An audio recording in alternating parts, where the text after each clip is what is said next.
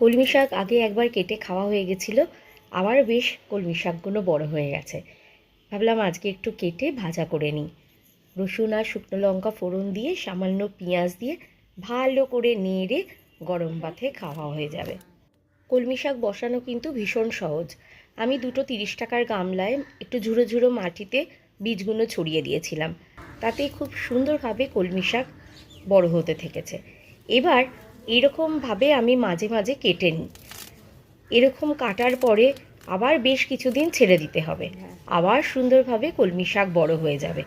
মোটামুটি 2 কিংবা 3টে গামলা বসালে আপনাকে কিন্তু বাজার থেকে আর কলমি শাক কিনতেই হবে না, এটুকু আমি বলতে পারি।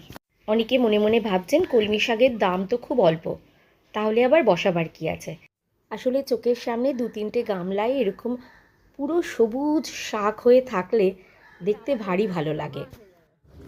আর যে কোনো জিনিস নিজের ছাদ বাগান থেকে তুলে খাবার মজাই কিন্তু একদম আলাদা।